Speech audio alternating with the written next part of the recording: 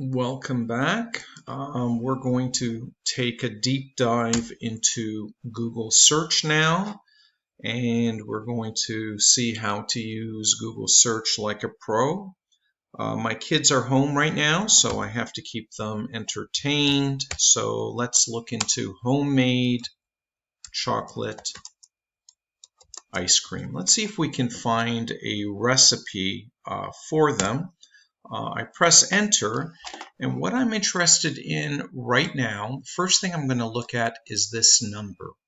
This is the number of hits or the number of websites where these words appear. Maybe not that exact expression, but those words can appear anywhere on the website. Now, can I do better than this? First, let me look at the word homemade. Now, I have a question here. Is homemade one word or is it two words? And sometimes both are good. Homemade is one word or two words. They're both good, but one is considered more standard or more proper than the other. So I'm going to open up a new Google search, and I'm just going to search for homemade this time. And I see I have just over 1 billion hits. Now, if I do a search of homemade as two words, I get 17 billion. But the thing to keep in mind here is the word home and the word made are not necessarily right beside each other. They could be anywhere on the website. So there could be one sentence saying, going home, and then another sentence further down on the website about something you made. The two words are not necessarily going to be right beside each other. So to get an exact expression, I have to enclose it in quotation marks. I press enter now, and I see this time as two words, I only get 175 million, as opposed to homemade as one word where we get over 1 billion. So I think that pretty much answers it. So if I'm looking for homemade chocolate ice cream, homemade is going to be it's going to be one word. Now I want to show you a tool that will make this kind of searching a lot easier. Let's go to Google Advanced Search. Actually, if you click on Learning Path and you click on Web Search Reference, okay, these two links here will give you more information on how to use Google search. So let's start with the first one, Google Advanced Search. So don't just click on it, right click on it and open it up in a new window. And let's read this carefully. So last time we were doing homemade chocolate ice cream. Okay, so that's all 4 words anywhere on the page. But what if I want that exact expression? Okay, I can put it in here. So let's say you don't know anything about the quotation marks. You can just simply put it in the second field, which will search for the exact phrase. Let's go ahead and do the search. And this is something you should notice here. It did the search with the quotation marks there. Now, had I done the search the other way, let's do a cut and paste. Okay, and do the search now.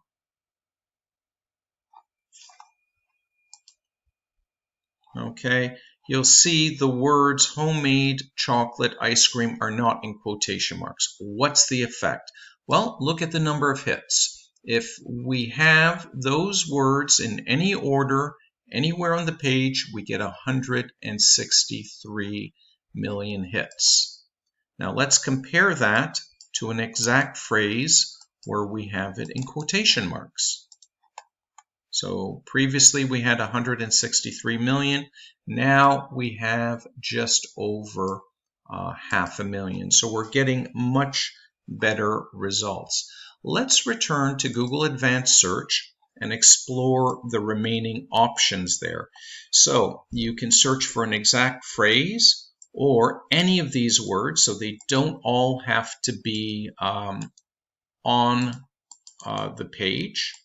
Okay, you could have home or chocolate or ice cream or any combination of those words. We have none of these words. Now, when I did a search for homemade chocolate ice cream the first time, I got a few websites that gave me a recipe for homemade chocolate cake. So what I'm going to do here is I'm going to exclude the word cake. So none of these words. Now, let's do a search. Let's do this search again. Homemade chocolate ice cream is going to be an exact phrase, but we're not going to have the word cake. So let's take a look at the operators that Google puts in there. The syntax, homemade chocolate ice cream, is in quotation marks again, but we see a minus sign and the word cake has been excluded from the search. Now, if you remember these operators, you can just type it right in, put a minus sign, and I don't want the word dessert in there or the word cake, but there's no need to memorize it. You can just simply come to this nice interface and you can do your search from there. Let's go through the remaining options here. They're fairly important and they'll help you get much better searches. I'll remove cake and language. Region. Maybe for whatever reason we believe that Italy makes the best ice cream, so we're only going to search for sites or domains located in Italy. Okay, I'm not saying Italy has the best ice cream, but some people seem to believe it does. So let's go ahead and do a search. And this time it's only going to search by a particular country, the country of Italy. Okay, so I'm going to keep going down here. Site or domain, do you want this to be a .com, okay, or a .org, and finally file types. Do I want a PDF document, a Word document? You can see different sorts of document types. Now let's go to Google Images or Google Image Search.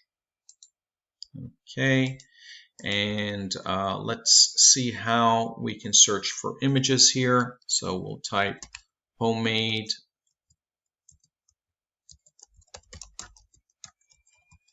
chocolate cake this time, and we'll search for images, and we can see here we have a lot of great images, but let's look a little bit more closely here. If I click into tools, okay, I can search by the size, small, medium, large, okay, by colors, but this is the thing that really matters right now, user rights. If this is being posted on my company website or I'm using this in any way, I have to make sure that I'm allowed to use the image. So in that case, what I want is I want labeled for reuse. So I can use this with no concerns about copyright infringements.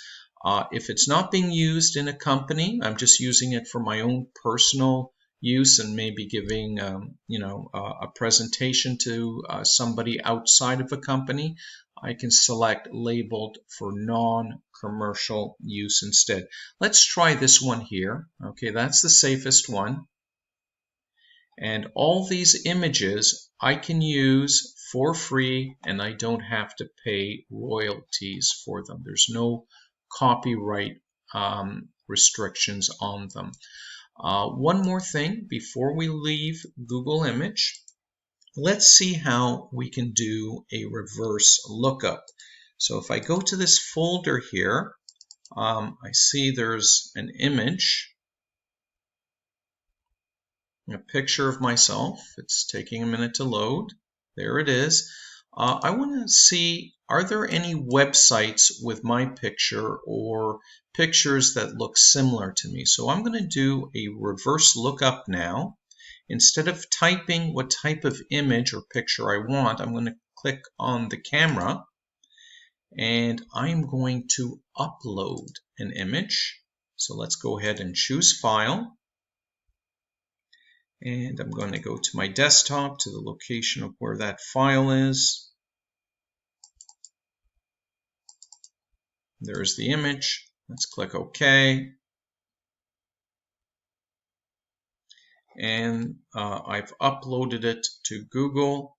And if I come down here, I see visually similar images. So if there are any photographs of me on the internet or people that resemble me, or Google's search engine thinks they resemble me, they will appear right here. Now, I'm not too sure about this search. I don't feel like I look like any of these people, but Google reverse image search seems to think that these images are similar to the one that I just uploaded.